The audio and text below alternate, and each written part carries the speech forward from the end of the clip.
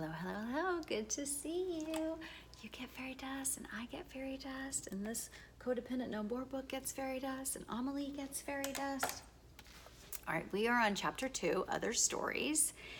And the first story is about Gerald. And the most striking thing about Gerald is that he had a string of relationships where the person was a full-blown alcoholic. And we think that, this person's an alcoholic. One of them was like a drink until your morning, until you pass out alcoholic. That Gerald's fine. Like, he would be having a great life if it just wasn't the person that he attracted. But we know as advanced bitches that we attract each other at a level of mental health. So the alcoholic was looking for Gerald, and Gerald was looking for an alcoholic.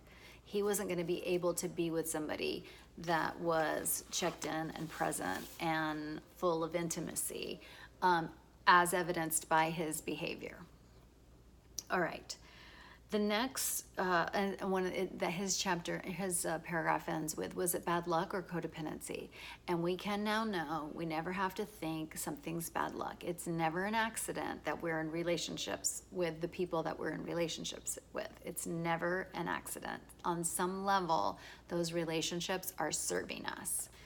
And so on some level, being with somebody like that, so checked out, so into the alcohol, whatever, it was serving Gerald. So it just makes me curious, like what's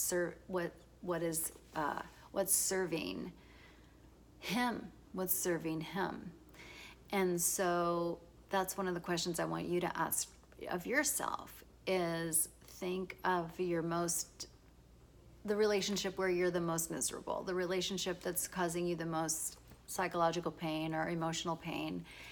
And, just think about that and think about, how is it serving you? Your initial response might be, well, Elizabeth, it's not serving me at all, but that's not the way the psyche works. There's something going on with your psyche, that there is some kind of payoff from being in a relationship with that person. So that is your journal prompt, is how is this relationship serving me? And you're going to come up with some very interesting information.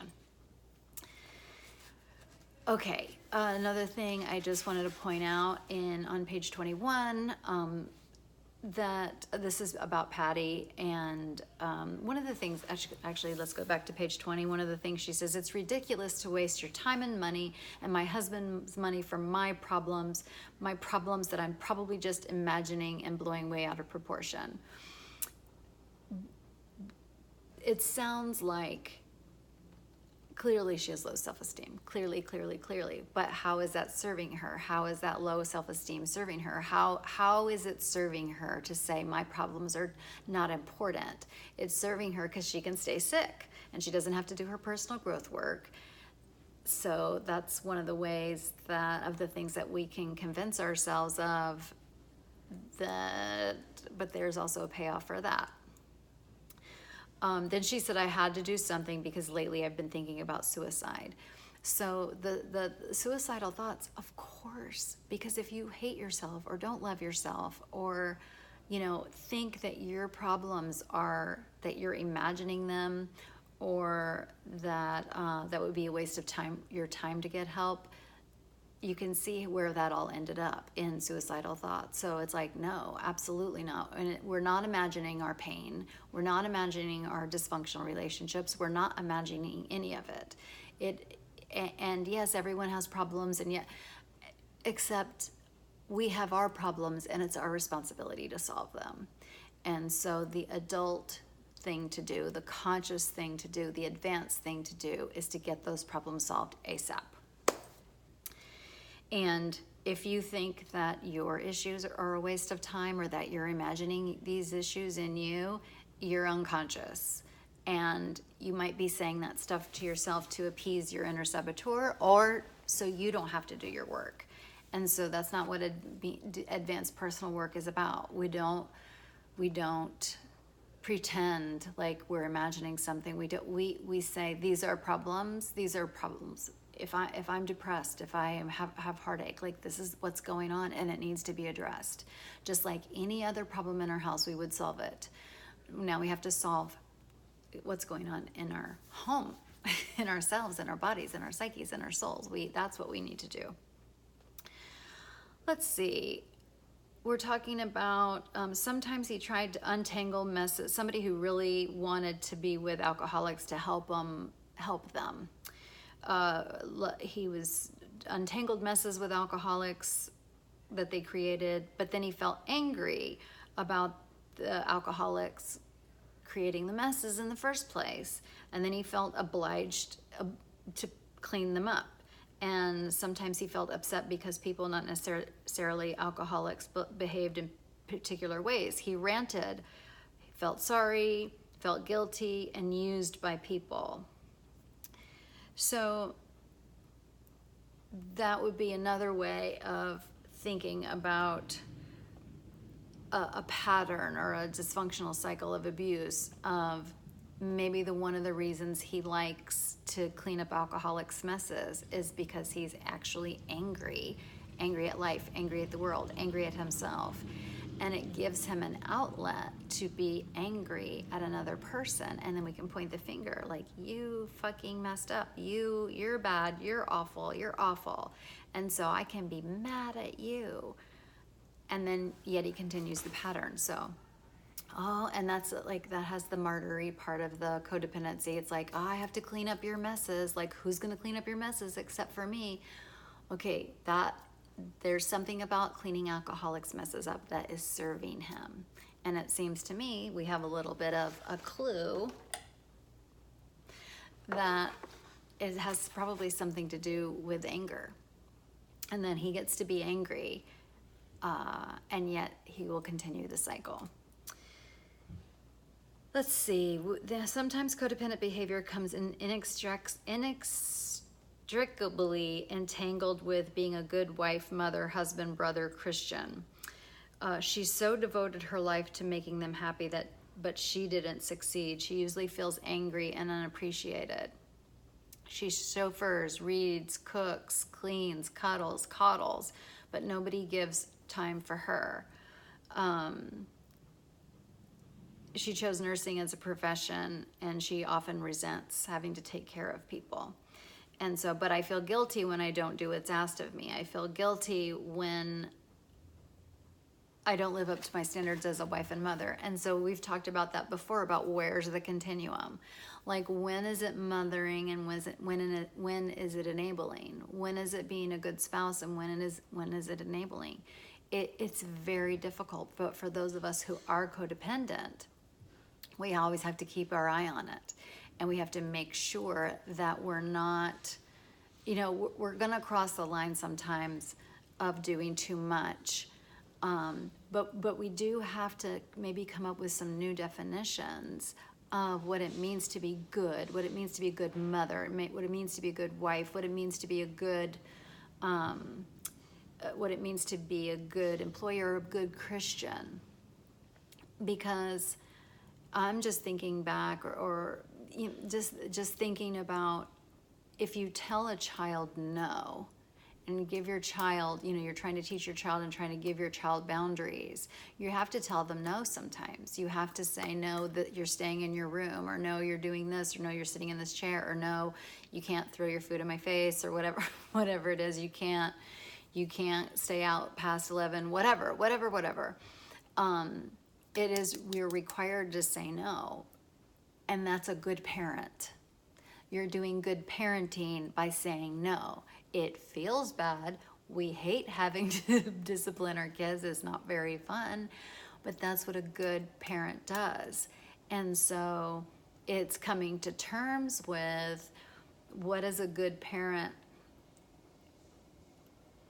It doesn't mean have to be nice all the time. And it's like, no, it doesn't. And so then we can take that, and that good mothers know that. Good mothers know that their children need boundaries. Like, it's just a known fact. So, it's child development. Like, anybody who knows their stuff knows a little bit about that. Children actually do need boundaries and structures so that they can grow safely. But when we're feeling like we're not giving our kid what they want, that also makes us feel bad. Parenting is a nightmare. I just have to say, it is really hard, because you want to give your kids everything that they want, but also no, being a good parent means not to do that sometimes, and it's fucking awful, and I hate it, and I wish it was different, but that's the way it is. And so, you know, being a good Christian, what does that mean? Being a good Muslim, what does that mean? Being a good, you know, whatever religion, like what does that mean? And sometimes it means not giving people what they want. Sometimes it means actually setting a boundary is healthier and in an actually more Christian thing to do. Oh boy, that's really loaded though. But and then she continues to do it. But I want you to see a cycle that she has. So she does the thing, she does the thing, she does the thing. But then then if she gets mad or whatever, or like, I'm not going to do that thing anymore, then she feels guilty.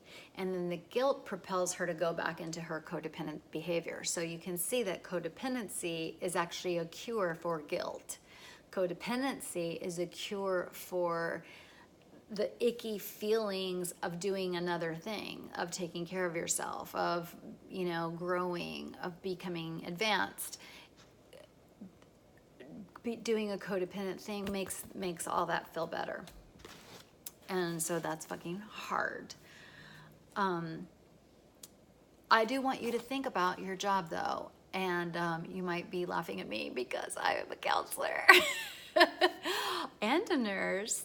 Oh my goodness. So you can see that unconsciously our jobs can feed into our codependency, or we may have chosen our jobs because we are codependent. Luckily for me, I'm highly sensitive. I'm an INFJ. If you look up INFJ, it'll say counselor. So this is who I am, but I do have to watch to make sure that it's never codependent. And that relationship is so sacred to me that I'm really good at that. I'm better at that than any of the other relationships in my whole life. I'm really good at that because it's important to me it's part of my self-esteem to be a really good therapist. So I love keeping those lines really crisp and clean in the service of doing amazing work with my clients. All right, so that's something else. That's your next journal prompt. How does my codependency slip out inside my job? And is there any kind of feeling, so I guess this is 2 prompts. How does it come out in your job? And is there any kind of feeling that you use codependency to quell, to make that feeling go away, or to, you know, diminish that feeling of ickiness, of guilt, of shame, of whatever, fear? Look at how your codependency plays out in your relationships, and is there anything in that can give you a clue as to what propels you into a codependent act? So those are really good questions to ask yourself, and really go through and pick out, did you identify with any people in this? And so definitely pick out any person that you identified with. What helped you think of yourself? Which relationships did it bring to mind? Why? You might find it helpful to buy a large notebook. Okay, well, yeah, that's for sure. Codependency is really, it really is hard to sort out where it stops and where we start. But part of what we're doing here together is starting to make ourselves more and more aware. What I want you to do, this is the most important part, do not beat yourself up. Do not beat yourself up for your codependency. Do not beat yourself up for any attracting alcoholics, or any other kind of addicts. Again, I'm an addict and I'm a codependent, so I feel very privileged to be able to say these things without getting in trouble by anyone. But we do, and we're never is our codependency not gonna be an issue. It's always gonna be there. It's always gonna be an issue. Just like our addictions are always gonna be an issue, in the sense of when shit goes down in life, those are the coping mechanisms that we'll either want to use by relapsing into our addiction or relapsing into codependency. So the thing about being advanced is not to say, well, I'm not going to be codependent anymore, or I'm not going to be an addict anymore. I'm always going to be an addict. I did that to my brain, and my brain just doesn't react well to certain foods now just because I'm a fucking addict and I ruined my brain with my addiction. Same with codependency. Same with codependency. I mean, people pleasing, like and it's so hard not to do, but I don't want you to beat yourself up. You're just discovering, and everything you're discovering is so important, so huge, and I'm so proud of you. And this is advanced work. This is why other people don't do it, because it's so fucking hard. But we're going to do it. And I love you, and I think you're amazing, and I'm so honored. Ask me anything here on YouTube, or DM me on Instagram. All right. Love you. You're amazing. I'm so proud of you. Okay, bye.